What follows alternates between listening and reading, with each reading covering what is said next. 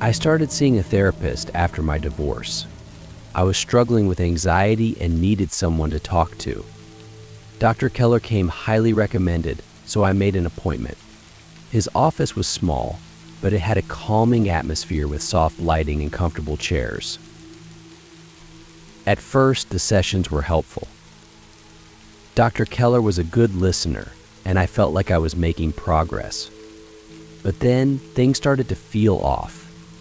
He began asking strange questions about my personal life, things that didn't seem relevant to my therapy. He wanted to know about my daily routine, my habits, even details about my house. One evening, I got home from work and found my front door slightly open. I was sure I had locked it before leaving.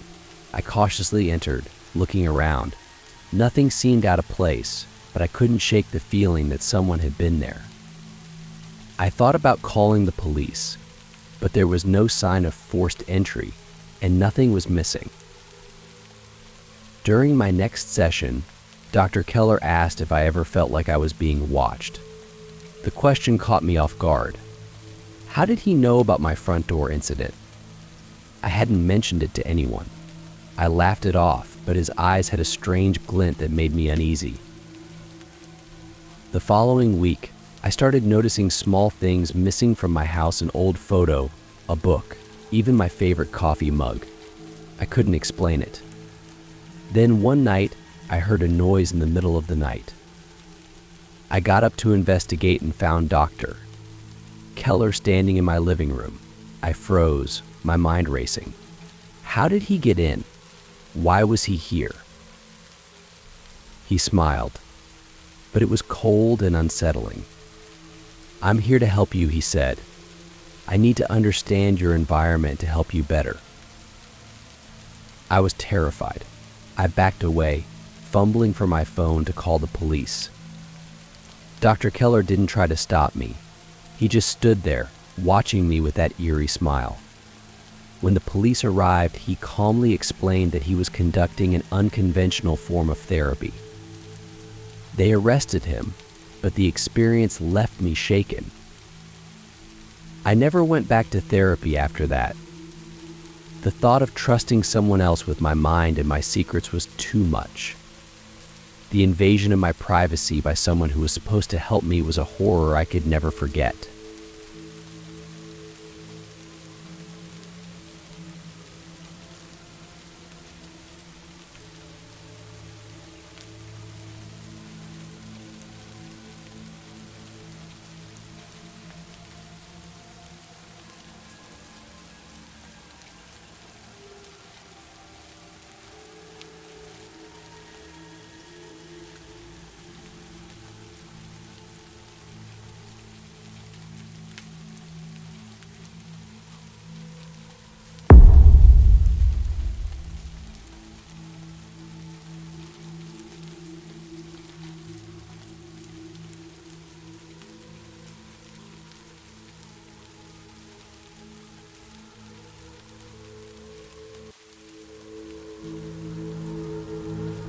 I joined a group therapy session to deal with my depression.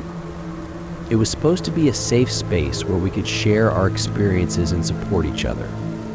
The sessions were led by Dr. Morgan, a well-respected therapist in the city. There were about 10 of us in the group, all dealing with different issues.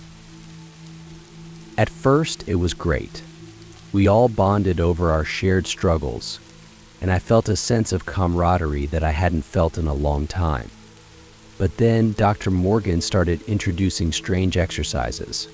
He asked us to share our deepest fears and darkest secrets, promising that it would help us heal. One night, after a particularly intense session, I started receiving anonymous messages on social media. They were threatening and detailed things that I had only shared in the group. I was horrified. Someone in the group was using my vulnerabilities against me. I confronted Dr. Morgan about it, but he dismissed my concern, saying I was just paranoid. But the messages kept coming, and they were getting more personal. They mentioned things about my childhood, my failed relationships, and even my private thoughts. I started to suspect everyone in the group. Trust broke down, and the supportive environment turned toxic. We all began accusing each other, and the tension in the room was palpable. Dr. Morgan tried to mediate, but it was clear he was losing control. One night, I received a message that included a picture of my house, taken from the outside. The caption read, "I'm watching you, I was terrified. I called the police, but they couldn't do much without knowing who was behind the messages."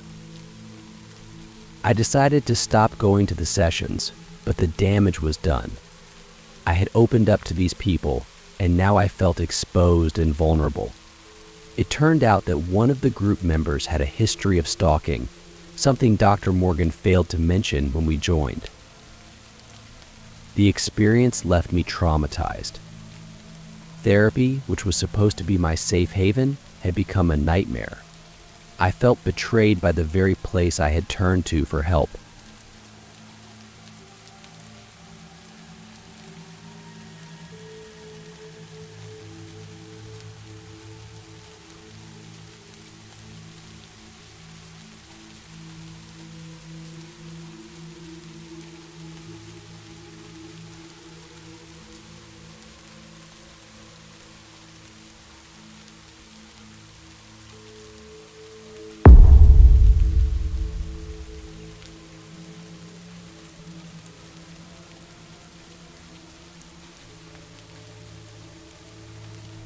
I started seeing a therapist named Mr. Taylor after struggling with severe anxiety. He was recommended by a friend who said he was a miracle worker. His office was in a rundown part of town, but I was desperate for help. Mr. Taylor's methods were unconventional. He didn't have a degree in psychology, but he claimed to have a natural gift for understanding people. At first, his sessions seemed to help. He was charismatic and seemed genuinely interested in my well-being. But then his methods became more intrusive. He wanted to know everything about my personal life. He insisted on home visits, saying it would help him understand me better. I was uncomfortable with it, but he was persuasive. During one of his visits, he started going through my things, saying he needed to see how I lived to help me properly. He found my personal journals and began reading them out loud. I felt violated, but he insisted it was part of the process. Then, one night, he showed up unannounced. He said he had a breakthrough and needed to talk to me immediately. I let him in, but something felt wrong. He was agitated, pacing around my living room and talking about things that didn't make sense. He started accusing me of hiding things from him, saying I wasn't being honest in our sessions. I tried to calm him down, but he became more erratic. He grabbed me by the shoulders and shook me, yelling that he needed the truth.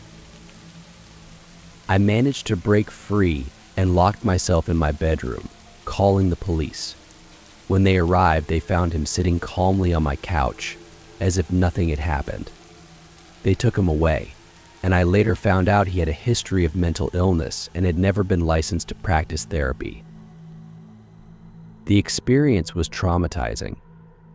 I had trusted this man with my deepest fears and insecurities, only to be manipulated and threatened. It took me a long time to trust another therapist, and even now, the thought of opening up to someone else makes me anxious. Therapy was supposed to be a place of healing, but for me, it became a source of terror.